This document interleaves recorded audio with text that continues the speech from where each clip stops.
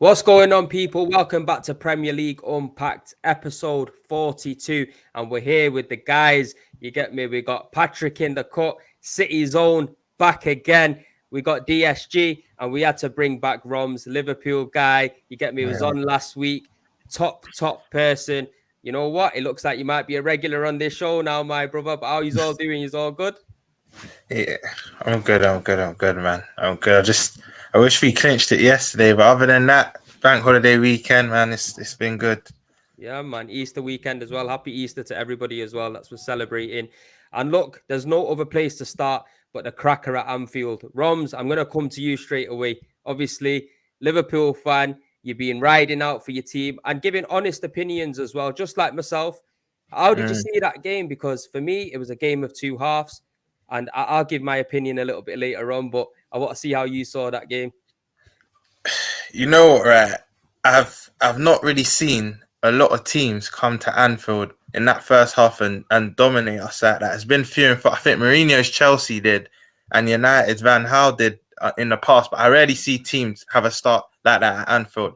And when you lot went 2-0 up, I thought, yeah, we just need to keep this scoreline respectable. In my head, I said we're losing, but we need to keep this respectable. But in recent times, an incident normally gets us going, it gets the crowd going. And to be fair, I'm not going to just say it was all on Xhaka because I don't think he's the reason why we equalised or whatnot. But that didn't help because once him and Trent had that little bust up, Anfield come alive. It was similar to last season, you know, when Arteta pissed off the crowd, we come alive again. So because we started just before, was it just before half time? We scored, I think it was before half time. We were started to press you lot a bit. You lot had your spell in 30 minutes where some of the best football I've seen. Then we get one. Henderson tried to shoot, but accidentally passed to Salah. We got one in, and Anfield was lifted again. And like we were saying off air, I just wish Hendo equalised because if we went into half time level, it could have been an even different second half. But you lot had so many chances to go outside, and I think if you got that third, it would have. I think you definitely would have won the game. Obviously, second half starts. And again, I thought you lot would be a bit more stronger coming out second half, but we carried on sustaining this pressure. I thought, you know what? I watch football in time frames. That if we score by this time, then this can maybe happen. Salah gets this penalty, and I thought, you know what? He missed his last one. He has to bag this. If he bags this, I actually back my team to go on and win because we're at home. He misses it. Oh my god! And he kept counting us. Kept counting us. Thought, you know what? This might be a championship win where they just see it out and hold on because our sustained pressure was crazy. We then get the equalizer with Firmino.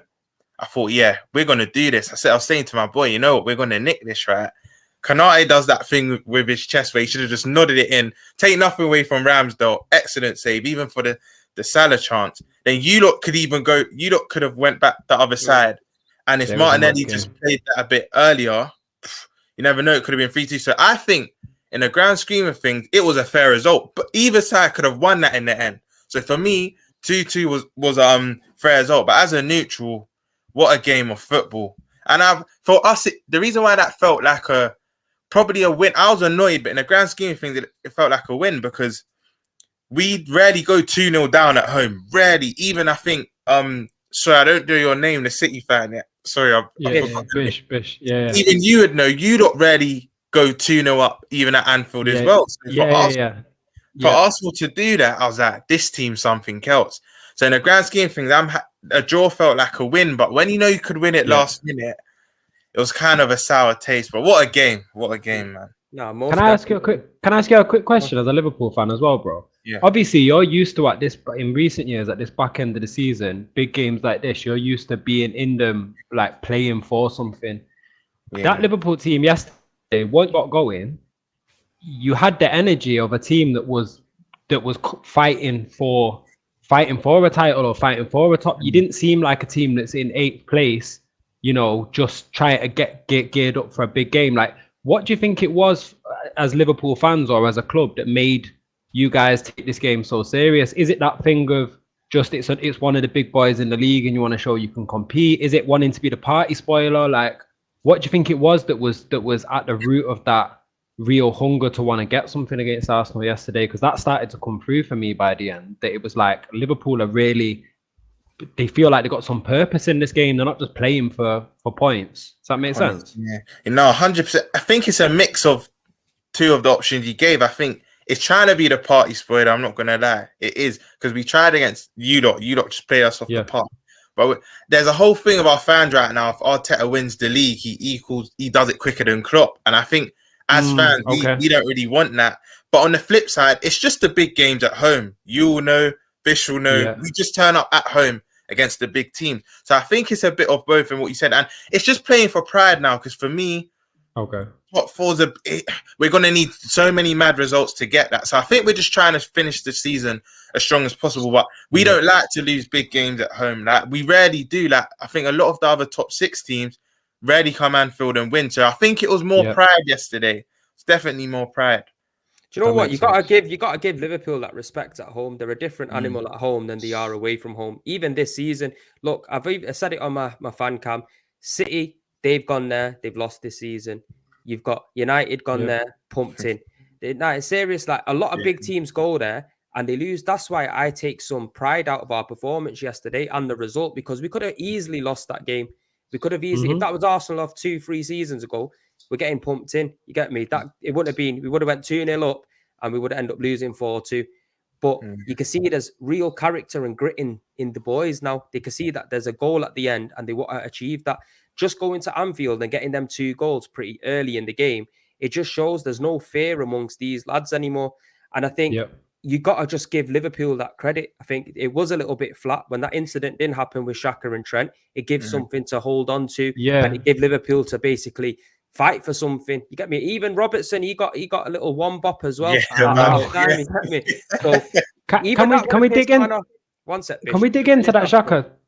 Sorry, bro, you got cut off. Go. Yeah. So basically, like I say, you got to give Liverpool that kind of credit. You get me? They're no joke at home. And I think the way Arsenal dealt with the game, that second half, for me, after that second half, I thought we were lucky to walk away with a point. Yeah, we had our chances, but Ramsdale, for me, was man of the match, and that speaks volumes. You get me? He made so many saves. He was there. Even the deflected shot from Salah that he just managed to tip over the post, it was mad. Penalty miss as well from Salah. So I see it as a point gained rather than 2 points down, because when you look at Man City going there and losing, it could come down to a point. People are saying, it's in Man City's hands. I personally don't believe that, because City have to beat us. We can draw against City if we win all results. So it is still in our hands, in my personal opinion. You get me? But I just think it was a cracking game of football, entertaining. This is what the Premier League's about. And it shows Liverpool are not down and out. When it comes to next season, if they recruit well, they've still got top-notch players in their team and they can bounce back from this poor season. But go on, Bish, what was you going to say there, bro, before we get Patrick and BSG in? No, I was just going to say, for any of you guys, I was wondering if we could dig into that Xhaka moment a little bit more, because I know there's a lot to talk about in the game, but everyone kind of accepts that was a bit of a turning point around that time. I'm just interested to know from the Arsenal fan, I did want to speak went about back and forth in the chat a bit, like, where does everyone lie on how significant they feel like that situation was? And how much responsibility does Xhaka have to take for that turn in the game? I wanted to speak about this. I genuinely, I feel like it's a lesson he just hasn't learned in all these years. Like, learn how to control his temper. Literally, he's always had this thing for losing his temper too easily in a game. And it just showed like no maturity at all. Just not stupid. Like, why would you wind up such a flat crowd?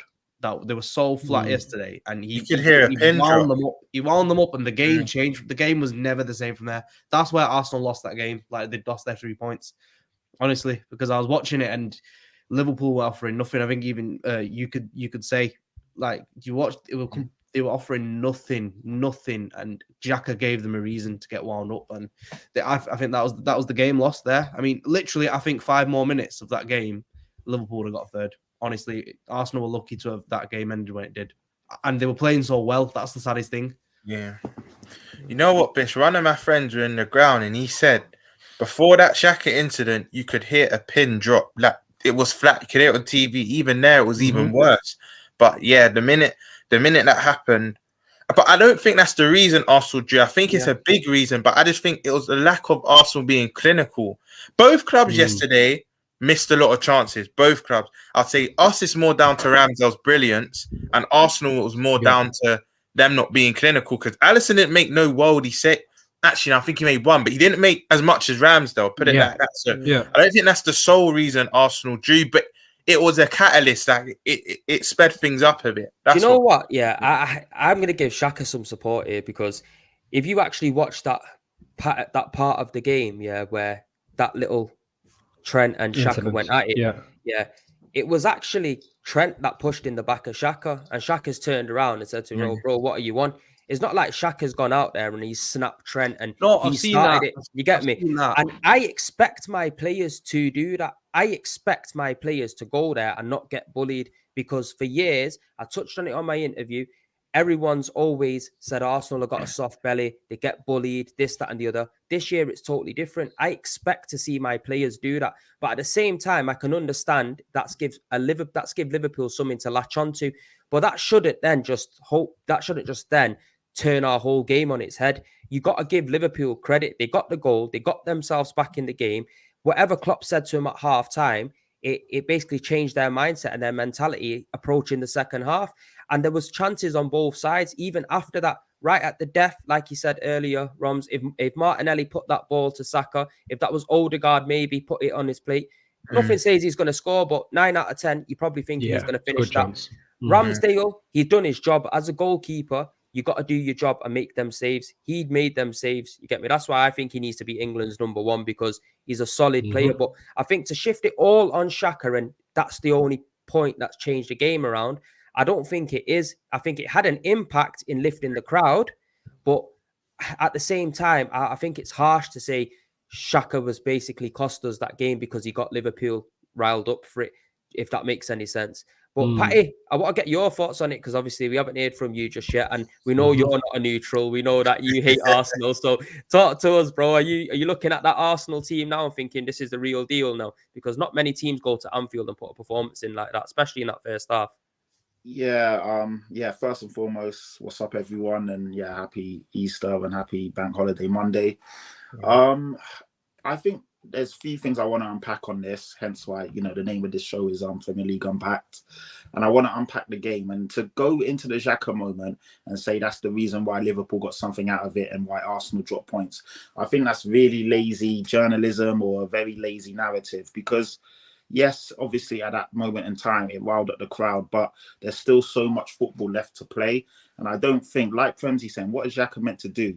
Trent got onto him. He's not going to just cower and back away. And I don't think there was so much football left to be played after that. I don't think that's the reason or the catalyst why the game panned out the way it panned out. There was a penalty that Salah missed that could have completely shifted the momentum of the game as well. Big chance after big chance. Nunes one-on-one with Ramsdale. He has to score that. At that moment in time, it's such a pivotal moment. Fantastic save by Ramsdale. But to be fair, Nunes didn't really give him, make him make a top save. Ramsdale pulling off save after save and not letting the moment and the wave of pressure get to him. Have to say he played a fantastic game. I think Konate as well. No one's really talking about him, but he had a brilliant game yesterday, man. Very good game. And then also on the other side, Gabriel looked really good. Very, very good and composed under pressure, composed on the ball. The way he was bringing out the ball was great. Salah, for me, I'm disappointed in him. I can't lie. In those big games, don't get me wrong, he scored a goal. And, even though he didn't have a great game, he still contributed. But you've got to score that penalty, man. You've got to score that. Do you know what I mean? Like, I was really disappointed. Even just watching as a neutral, if I'm not a neutral per se, but just watching it, that really wound me up. Like, how do you miss the penalty? Like, you don't even get it on target. Do you know what I mean? Yeah. It's just such a poor penalty, man. From a world-class player, it's they didn't really get onto him, and I'm surprised, but that's a shit pen. Like, it's really, really shit. And you know what, Patrick, just to add on to that with Salah as well, I was disappointed as well, because it's like not even just the pen. If we're being honest, other than the goal, which Gabriel couldn't couldn't have did anything about. Yeah. Gabriel had Salah in his pocket. Whenever Salah tried to get past him, 100%. he just had him locked up. 100%. That's what was annoying as well. Is the game as a whole, he didn't do enough for me. He didn't do enough. Gabriel was fantastic. Really good game. Konate on the other side. You know, everyone spoke about Virgil van Dijk not playing well, but no one spoke about how good Konate was. It's like we're always just quick to get onto players, but we're not shouting at the players that had a good game. Yeah. Xhaka again, you know, not to single him out, but I didn't think he had a great game. He wasn't great. But then on the other side, Partey had a really good game. TP, he was just there breaking up play. 100%. Some of the times when he tried to like basically transition defense into attack, it didn't really work out.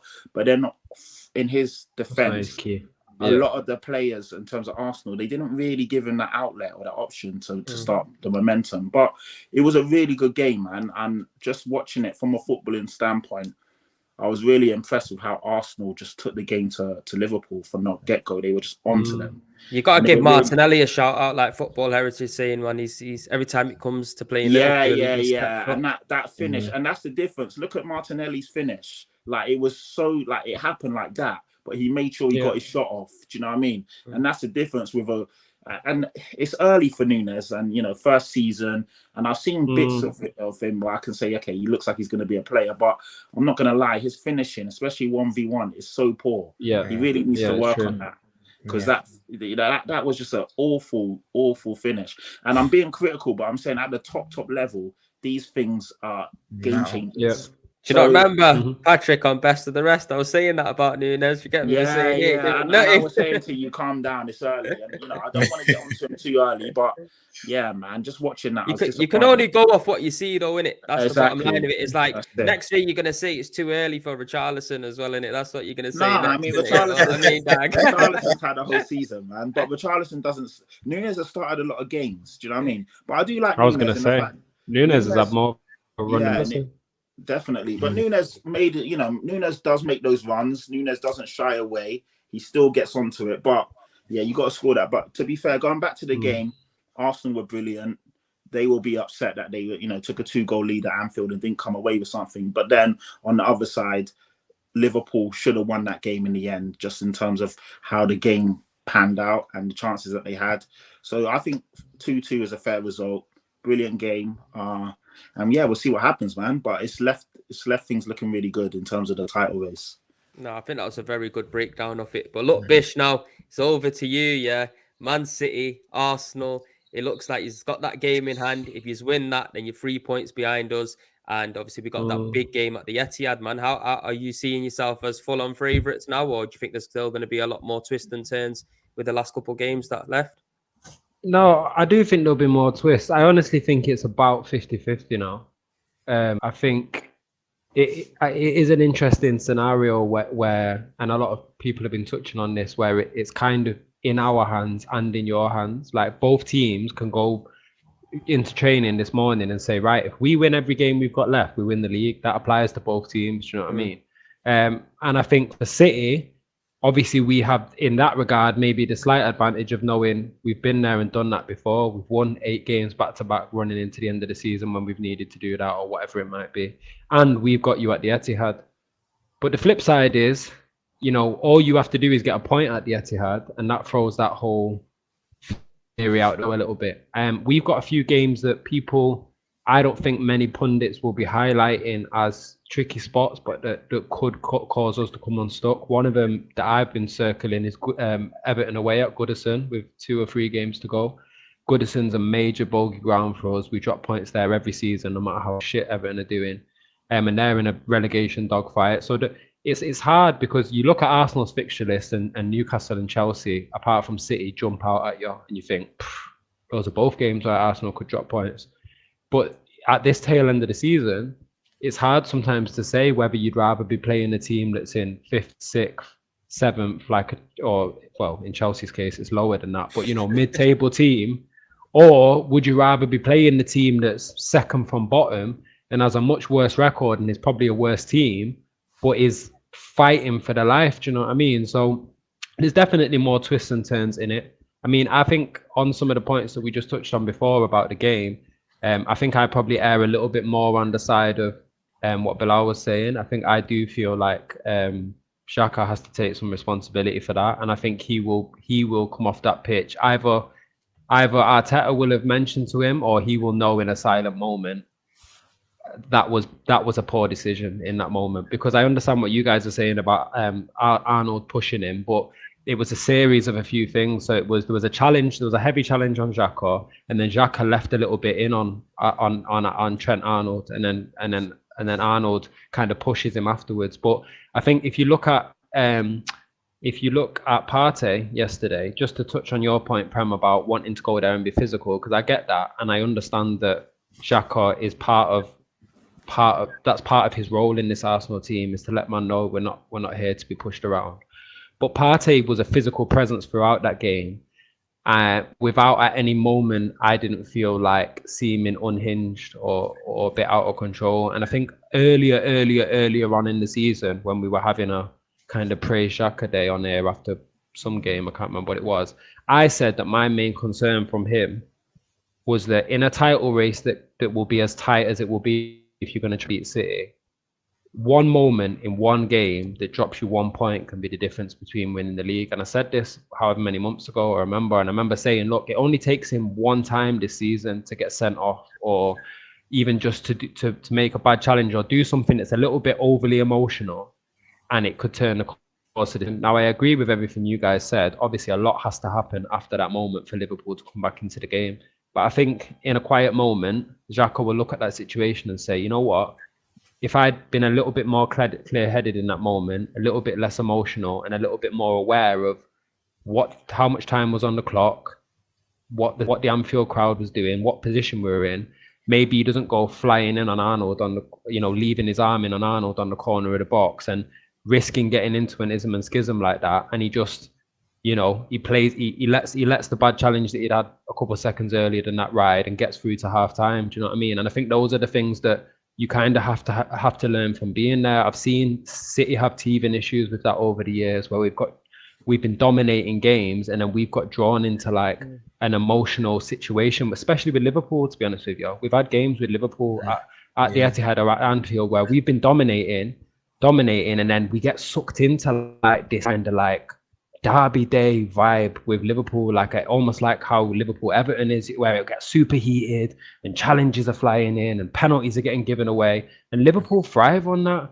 Like Liverpool actually thrive on games that are just like high energy, kind of semi-chaotic, like super emotional. Do you know what I mean? Whereas City, and I think Arsenal kind of in the same mold as City, we thrive in a way on games where we were able to neutralize all of that and make it very quiet and very calm. I know Arsenal a little bit at home this season have had a bit of that, their own version of Anfield, where the crowd's been rocking and they've been using that energy to pull them over the line. But Arsenal have really been dictating games and sucking the atmosphere out of away grounds and just nullifying teams. And I think I just think, of course, it wasn't completely down to Xhaka, but I think he will, like I say, in a moment, look back on that and think, that was a mistake, and I could have handled that situation differently. If Arsenal get through to half time at 2-0, I don't think Liverpool come back.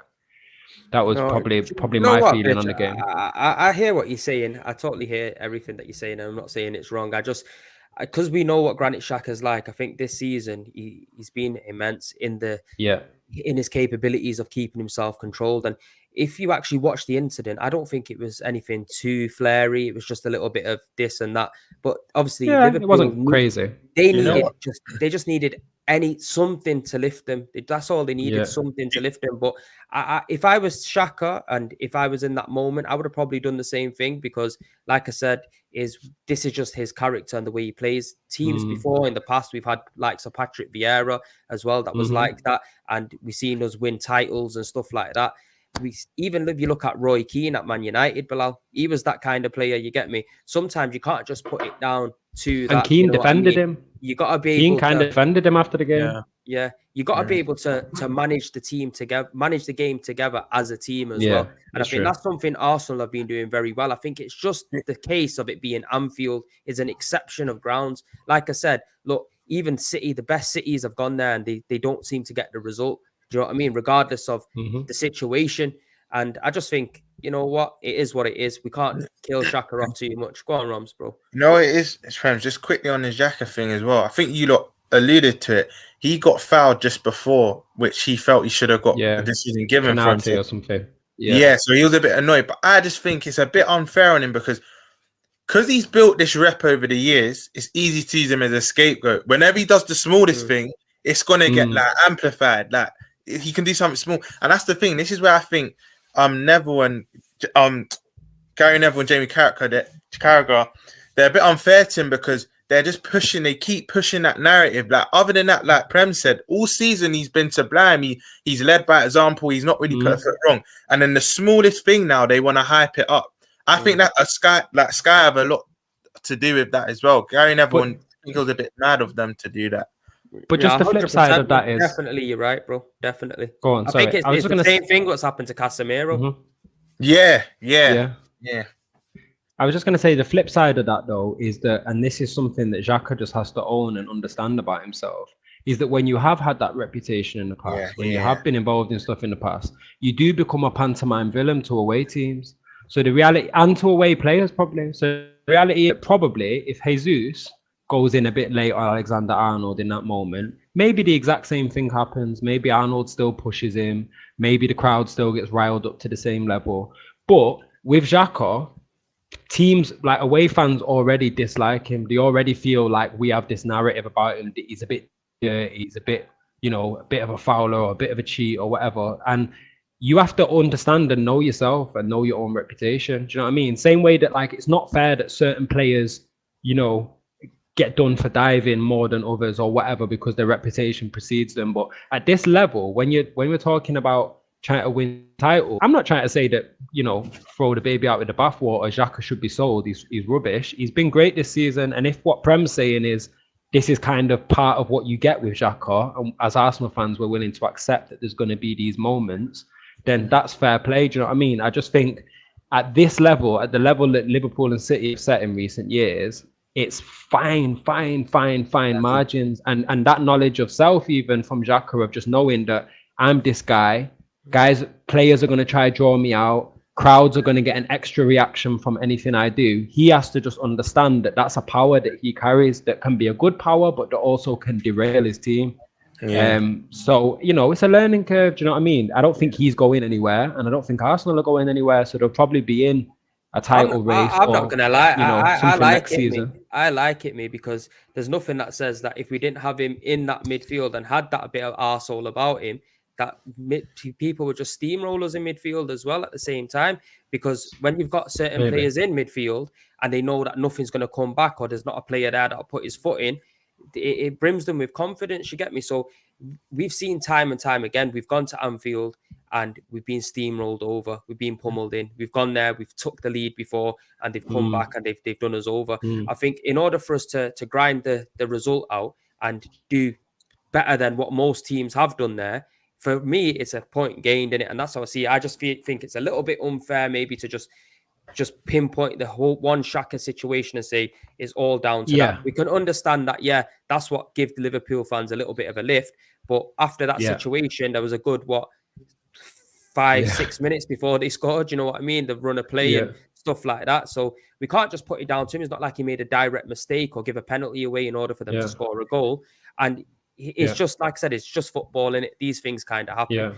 But look, we've touched on Arsenal. We've touched on the Man City race as well at the top. Let's touch on the top four now. We've got half an hour left. We are going to keep it to an hour show, people.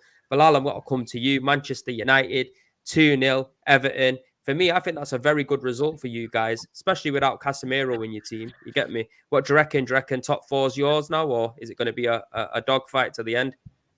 Yeah, I mean, it's been a bit of a flat. We got 2 wins out of 3 this week, but I don't know, just not really exciting football. I think we're missing Casemiro in the middle of the park. But the bigger problem seems to be of it all now is Rashford. Looks like he's gone till at least early May minimum. And is that being confirmed? That not confirmed. If it's a groin, it's minimum 3-4, isn't it? So he's gonna miss. He's gonna miss the quarters. He might miss the first leg of the semis for the Carabao, not the Carabao, the Europa League, and he'll miss I think he'll miss the semis for the FA Cup as well. And again, it's just the real question of where if Anthony Martial's going to stay fit, then maybe we still have a goal scorer in the team. But if he goes injured again, then who's really going to be putting the ball in the back of the net? So it's been a decent week in terms of we've got 2 wins that we really needed, kind of comfort us in the league a bit. Obviously, we've Liverpool dropped points, so we've kind of opened up a bit more of a gap on them. And Spurs when they lost the other day, drew the other day. Sorry, so them things are looking good, but I think Rashford's a big problem. Yeah. And do you reckon with Ten Hag, do you reckon he's going to have everything in place now, even if Rashford goes out? Do you reckon he'll get over the line, or do you reckon United will make that top 4? Or do you reckon all the other games around him, Europa League, FA Cup might come up to play? I think we'll do it anyway because no one below, I said this before, no one below us is doing well enough to actually catch up. Spurs, very inconsistent. Liverpool, very inconsistent. So if we were being hunted down the way City are hunting you lot down, then we might slip up. But the thing is, they keep dropping points, so it allows us to drop points as well. So for that reason, I think, we will stay in top 4. Say no more. I think, you know what? I'm going to move straight on to Patrick because for me, I think yous getting that victory against Brighton was a massive result for yous. Obviously, Brighton, top team in my opinion. I think if they got a place in Europe, they totally deserve it. You get me? Deserby's coming. And they were robbed. Yeah, they were robbed. We'll let Patrick talk about that in a little bit. Get me? But what did you make of that Pacific game? Because for me, I thought it was quite an entertaining game. I did think that yous were lucky to some extent to walk away with the victory. But yeah, you done the job, man. That's it. Let me go back to I will get onto the Tottenham result, but I want to touch on the Man United because what is it, Bilal? I mean, all respect to you because you are a level-headed fan, and I'm not really getting onto you, but I've even had a few Twitter spats today where United fans are like, yeah, it's done and dusted. We're definitely finishing in the top 4. And I'm like, we're 5th. We're only 3 points behind Newcastle and United. Yes, they played the game more, but we've seen the running is very, very difficult. United have a lot more games. They've got difficult games in terms of the FA Cup. They've got to play Brighton, who are a really good team this year, as we've all seen. And Sevilla in Europe is no joke as well, especially with injuries at this time of the season. Rashford's probably out for a while. So I don't think it's as done and dusted and as clear cut as some United fans might think, especially when I'm looking at the fixture list and United has still got to play some toughies as well. And I've actually pulled it out. United has still got to play Forest, who are fighting for their lives. Chelsea is a bit of a dead rubber, but we all know big teams will turn up. Is that at the bridge? In these exactly. In these big games. You know what? United have got a bad record at Stamford Bridge as well. They've still got to come to No, we played at Stamford Bridge. We're playing at home. Oh, sorry, that's what I was saying, was it at the bridge? Oh, okay. They've got to play Villa, who are one of the most informed teams in the league right now. They've still got to play Brighton.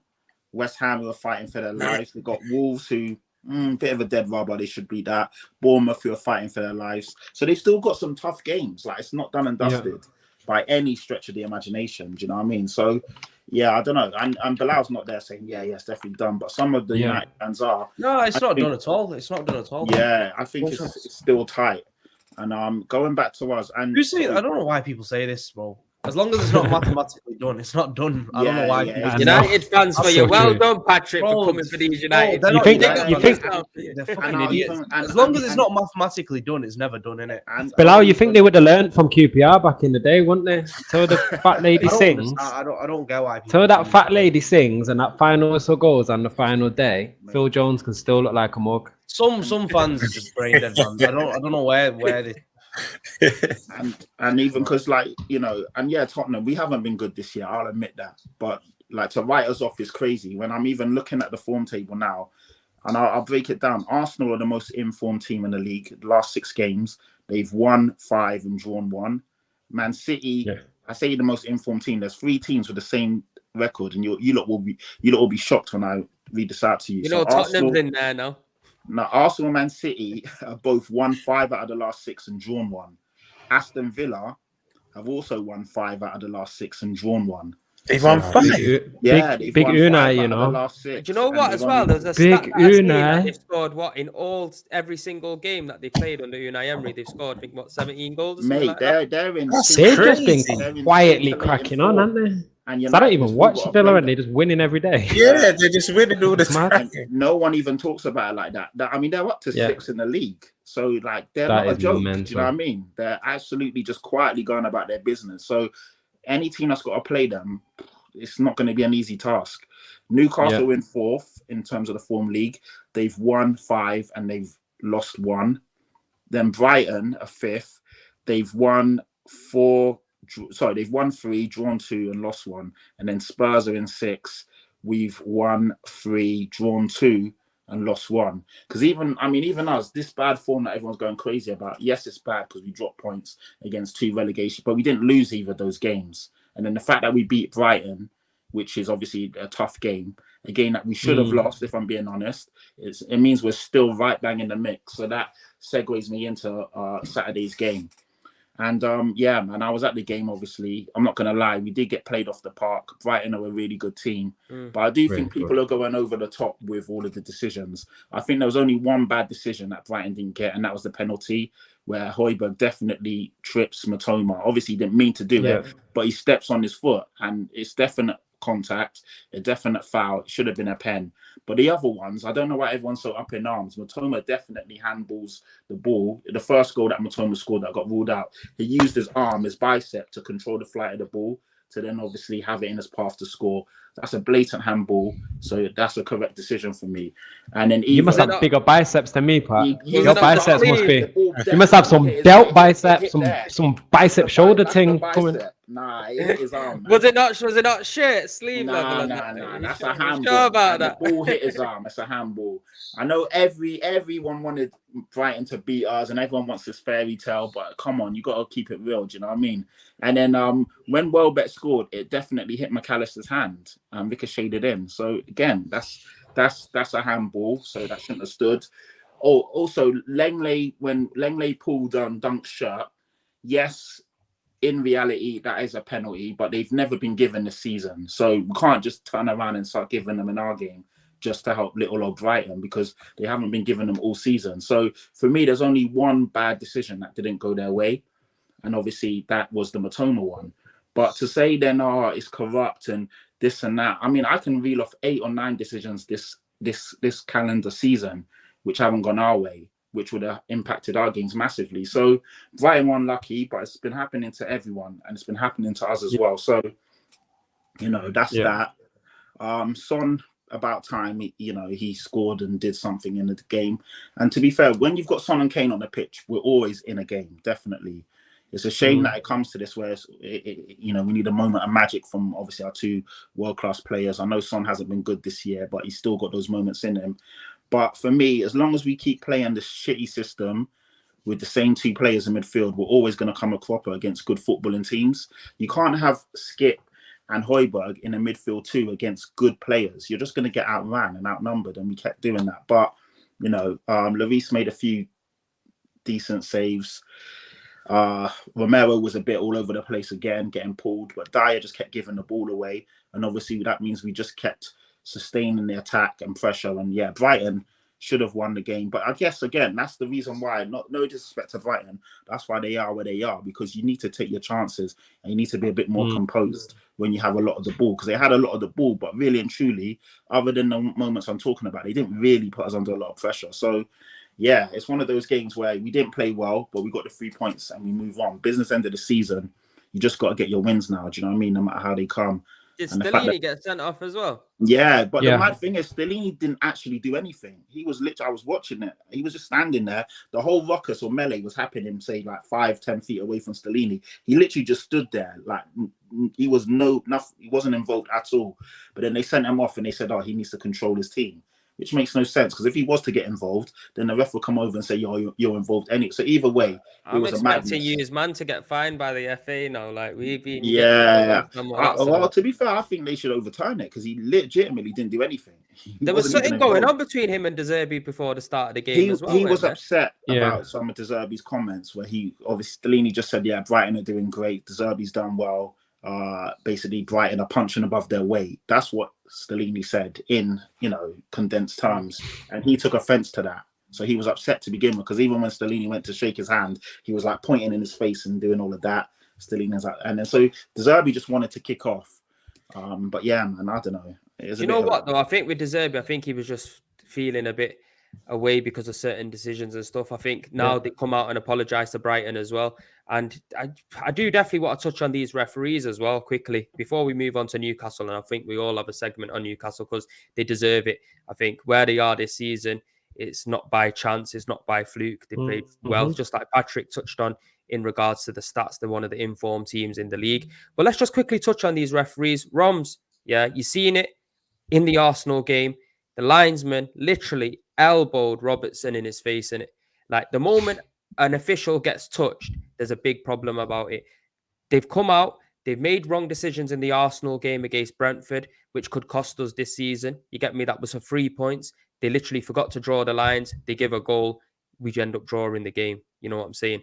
If you look at the Tottenham game, they've come out now and they've apologized to Brighton for not giving a penalty. Where do we draw the line under these referees, first of all? What is the action? Are we going to get rid of these and bring in some different kind of referees, or are we just stuck with them now for the rest of our life? Do you know? Yeah, I'm happy you said referees, because my thing is, we've got the best league in the world and got the worst officials, because there's this whole conundrum on VAR. It's not good. I don't think VAR is the actual problem, because if we take it away now, before we had VAR, we were screaming for VAR. Now, some fans want it taken away. You're just going to be asking for it back again. I think you hit the nail on the head, Prem. I don't think it's VAR's the problem. I think it's actual officials, because at the end of the day, yeah, it's a computer, but they're in control of it. Like you said, your decision against Brentford when he was clearly offside and then you end up drawing the game, I think, you can't forget to draw lines. That's not the computer's fault. You need to make the computer draw the lines. And I just think it's a disgrace and there's no consistency. That's why every week now, when a decision happens, no one can just look at that decision. They're like, yeah, that happened, but because that happened last week, we can't now give that, if that makes sense. So because there's been so much inconsistencies with refs, it's hard to even have a black and white decision on a situation that's happened in the match, because certain fans will just say, well, last week this happened to us, so this deserves to happen, even though it's not right. And that's where it's very up and down this league. But I think maybe we do need an overhaul of new refs, because it's crazy that even little things down to, I didn't know this, but this week I've seen on Twitter that Michael Oliver is a Newcastle fan, and then United fans were annoyed that he was reffing their game. Just even little stuff like that. Like I think you're actually right, Prem. Not saying you said this, but you suggested it. I think we might need an overhaul, because these current referees, they're not cutting it for me. And every week, have we had a weekend this year where it's just been plain sailing, no talking points in the ref?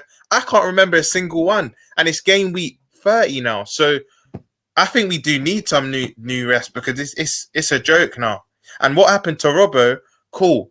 You can maybe, I'm not saying shrug him off. You can maybe ignore him. Most refs ignore players, but you can't put your arm up like that. No way. You just can't. It is mad, because look, Bilal as well, Bruno Fernandes, he ended up pushing a referee.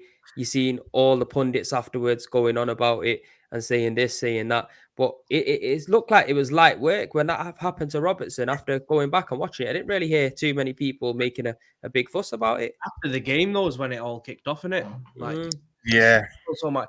The thing is, Bilal, just before you go, Prem, you just made a very good point. Bruno gets no action, but then Mitrovic is out for 9 games. You see what I mean? Like, there's no consistency. This is what I was going to say, though. It's that it's like the you can see the intent on the person. Though Bruno's was like kind of just like a passing little nudge, whereas Mitrovic is literally getting in the guy's face. You know what I mean? Actually getting aggressive, like, and in an intimidating way.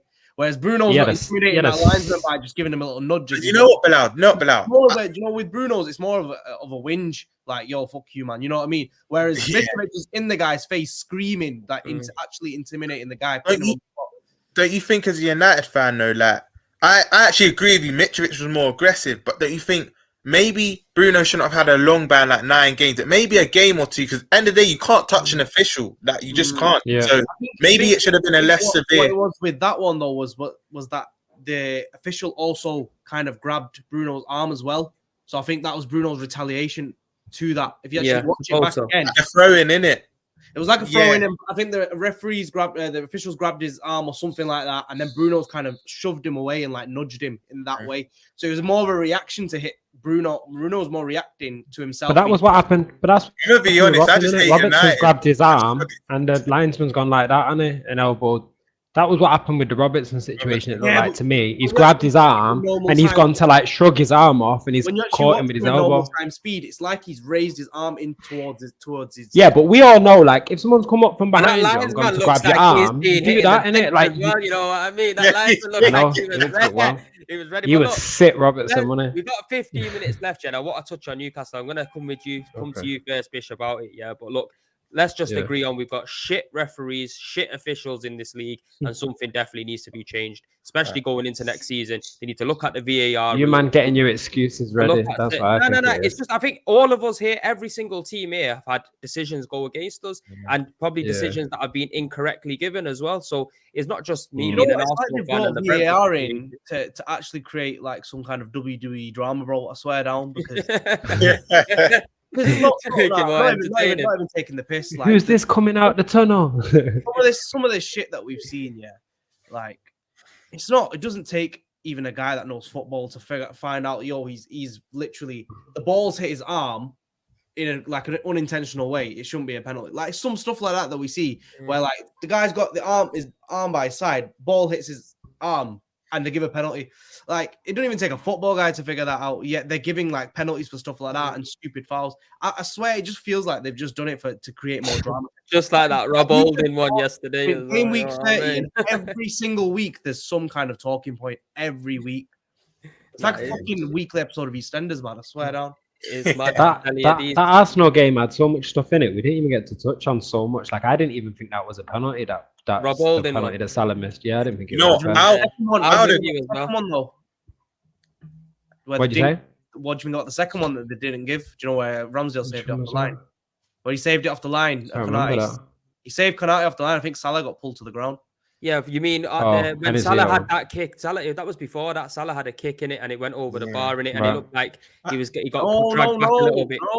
Late on, right at the end. Right at the end where Konate missed off the line. It's too much for us to keep track of. I think these United fans are making up. I don't know. They're all. I'll be honest. It was like the 88th minute. Or what, bro? You want a Masala? You had an answer on the highlights. Yeah. On the highlights, watch it. But look, Newcastle. Talk to me, man.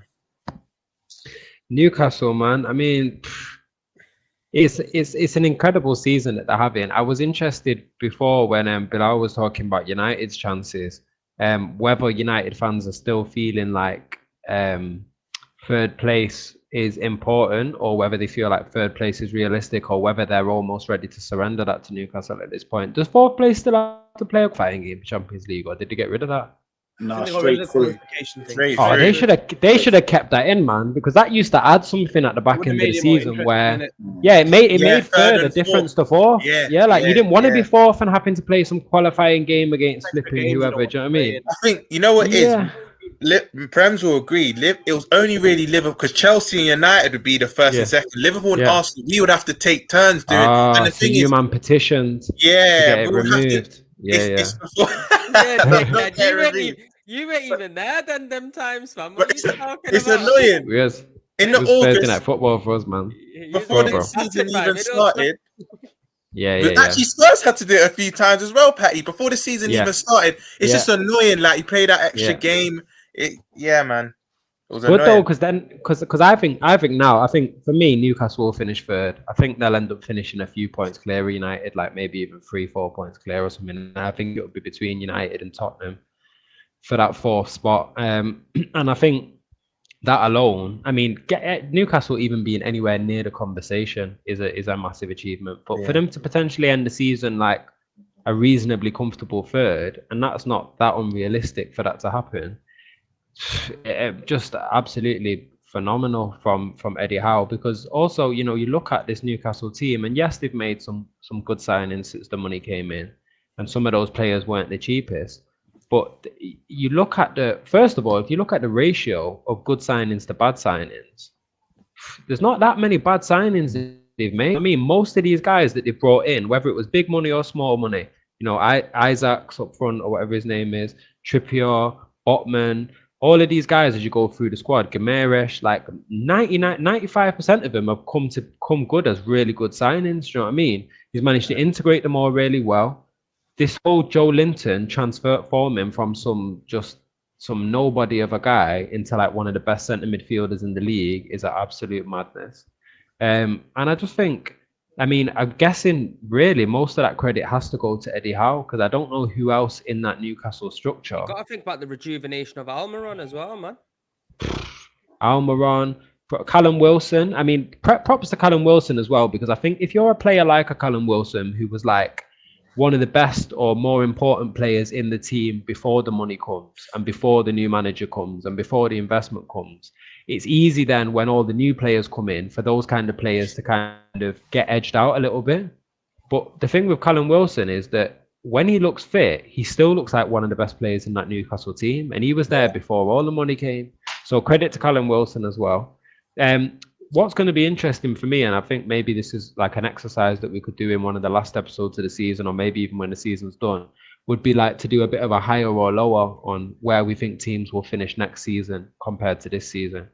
Because then there's some interesting conversations to be had. I don't want to take anything away from Newcastle. I think they've been phenomenal. What do Newcastle look like next season? If they're, you know, in the Champions League, that's going to be a mad thing. Champions League nights at St. James's Park. Bro, you've just mad thing. the words out of my mouth. That's what I was going to say. I might even have to go try and get a ticket. Like that would be a spectacle to see. Do you know what I mean? But then, what can Newcastle sustain this? Like, could they potentially get top 4 again next season? Like, could we didn't anticipate this to happen this quickly, that they would be like part of this big 4, big 6. But now that they're here, have they just expedited the process, or are they going to have that drop off again for a few years where they drop back down to a 7th and 8th and then they have to work it back up again? Like, I'd be interested to know what you guys' thoughts are. Do you think this is Newcastle here to stay now, top 4 each season? You know what? Just the first span in the works. I don't think Newcastle finish in the top 4. You know, I was just about to say that. I was going to say that. You lot are going to say that I'm hating, whatever, but fuck me. Look at their fixtures. They're in good form.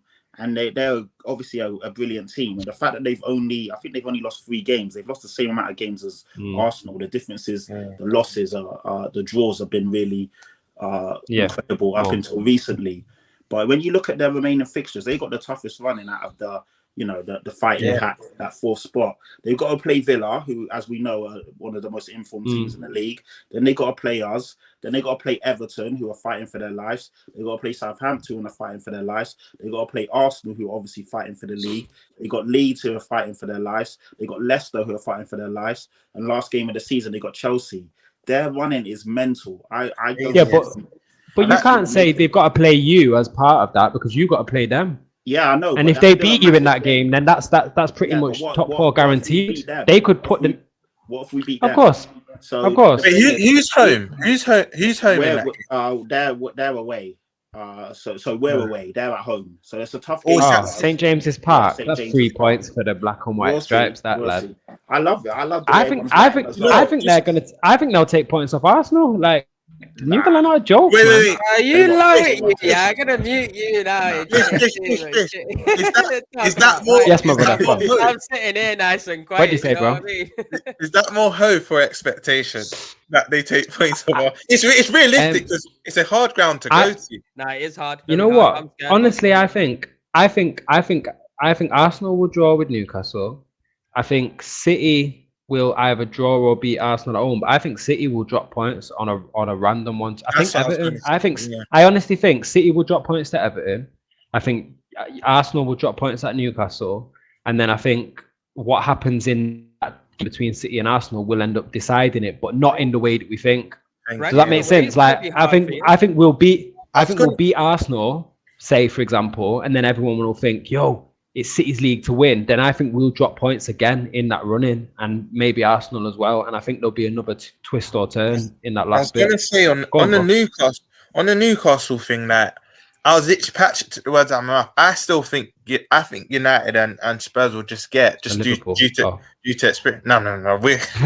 We need a lot to happen. We need literally Newcastle, Spurs, and United all to lose like 3 games till the end of the season. The rails. Yeah. It's great. Like anything can happen in football, but then we have to win all of our games, and us against bottom half teams. It's crazy for us. But on the Newcastle thing, that I think you would agree that with me, everyone's jumping on this bandwagon, like kind of like Brighton, a fairy tale story. Yeah, if they get 4th and that, but with me, everyone's saying it's till they get good, and everyone's gonna hate them. So I'm gonna start hating them from now, because when they get good, everyone's gonna jump on that bandwagon. But things with them, and this ain't a dig at you, Bish, but they've like before your takeover, City were relatively always quite small. They've had the title runnings. They didn't win anything, but they've been big like in the late 90s. You know what I mean? So if they get 4th, being the richest, they're richer than richest club in the world now. In the world. Yeah. I think they're probably going to win the league title quite sooner than what people think. Not for now, but I think 4 or 5 years into the takeover, I think they can do it quite early, because we know money talks. Money talks. They're just going to start signing. Because recently, I think you lot done it the best, Bish. That you added that squad quality, that 2 players per window. They started. I think their first big one was Bruno Guimaraes, and I think each summer they're just going to keep adding on that. I'm not going to say world class player, but that top player, and it's slowly going to come together.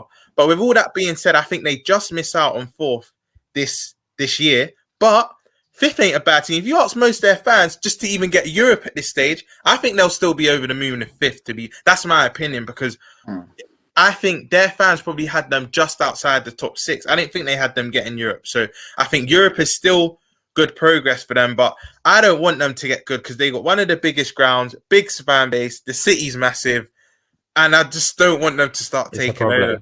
Yeah. Who do you think? A top manager. I think Newcastle. Exactly. Yeah. You think Premsy, you think Newcastle will do it as well? Newcastle will get it, and I'm not trying to hate on Tottenham, and I'm not trying to cuss Tottenham because I'm an Arsenal fan. I just think the unsettledness in the camp as well. Losing a manager and stuff. That's what I thought. I just think it might come to one of them situations where they might not be able to just get over the line. Like last season, they just got over the line and pipped Arsenal to it.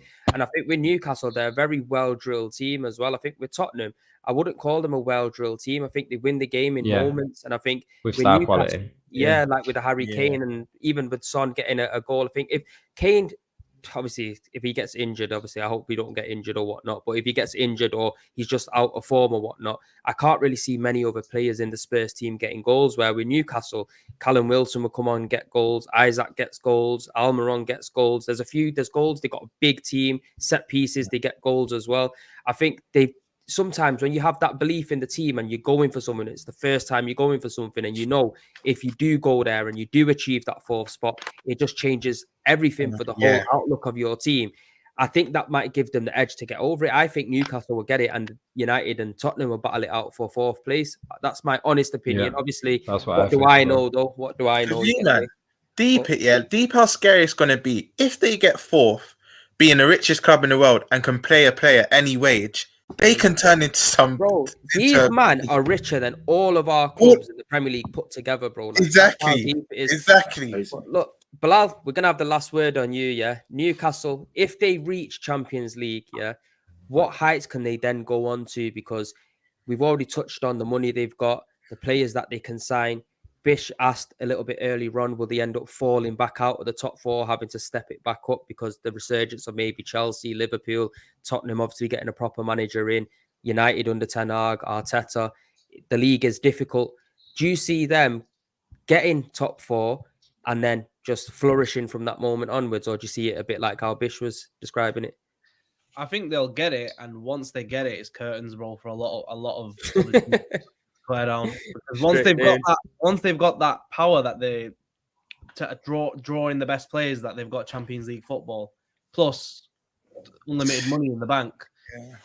It's curtains. It's curtains, because most teams don't have both. They either have one or the other. Like Newcastle this year, they have one. They don't have Champions League, but they have all the money. So it's very rare. Like, I think City are probably one of the only teams that have both, and that's why they can draw any player in the world. You know what I mean? Someone like Haaland. So once they get that, then the limit, And the thing is as well, the way they've gone about their signings this year as well, like you were saying before, like they've not just gone straight in all guns blazing. They've been very smart. And the thing is, even the way they've done it, it could have gone wrong. And like no one would really be giving them shit because they've not made really expensive signings like Chelsea and it's flopped. But like they've probably spent a tenth of what Chelsea has spent. And look at the comparison of the table. They're like third. They're third and Chelsea are 11th. You know what I mean? And I think as well, Bilal, this FFP thing that's going on with City has given them a little something to look at as well, and realize that they might not be able to just go in gun ho as well. You get me? And I think if they do go in and are becoming like Champions League regulars, they could get any manager they want as well. City have been on fire since that shit came out. Yeah, man. Yeah, they needed that shit. Fire, bro. They've like Michael Jordan. Taking no prisoners now since then. No, but Bishop, I took that personal. Hopefully you don't survive it, so we can get a few Prem can get a few Prem. This is what I was. He can get his Carabao Cup from them years ago. This is what I wanted to ask, man. As a last quick question, Premsy, I'm gonna leave Arsenal out of this because you've earned the right to not be in this combo. But who do you think wins a Premier League title first going for in the coming years? Newcastle, United, Liverpool, or Tottenham? Who do you think is the first one to get a Premier League title? I'd say United. Looking at how United. Yeah, because Newcastle, they're still an unknown entity, and there's still a lot they got to get right. Newcastle are doing very well for where they are. Yeah. Ending for the league, they're very far. The step up is big. Yeah. The step up's a lot. That's why I said that 3-4 years. I think they'll do. It's not now. I think United are 4 to 5 signings from competing. I think Newcastle are about 8 to 9. And Liverpool can't bounce back? I don't think they've had that one title in 30 years. It's not happening for another 30. No, but I think if we rejuvenate our midfield, because bare of our midfielders are leaving, we sound about 3-4 midfielders and maybe a right back to be compared with Trent, because even there's talk of Trent moving in the midfield, and that completely covers his deficiencies. I think we're 4-5 signs away from going again. I honestly believe that, but it's just whether we'll rise the funds to do that. That's the thing with FSG. You never really know. Well, look, people, it's been a brilliant show. We have come to the end of the show. Please smash a like on this video. It's free of charge. Subscribe if you're new. All the Mandem's channels, their links are below in the description. Just click on it. Subscribe to all their channels. Like I said, it's totally free. It's not like you have to pay for it. Give everyone that support because they turn in, week out. Roms, it's been a pleasure having you as a new addition to the show as well, man. And hopefully, if you got the time, it can become a regular occurrence as well, bro, because you speak from real sense. And you know what? There's not that many Liverpool fans out here that actually just say it as it is. You get me? And don't. I beat some of them on a day-to-day myself, man. Like it's crazy, but no, I appreciate it, man. Thank you. Anytime. You know what I mean, people. But look, like I said, please go and support the Mandem people. But we will be back next Monday, obviously, either 6, 7, or 8. We will obviously let you guys know. But peace and love, and we'll see you on the next one.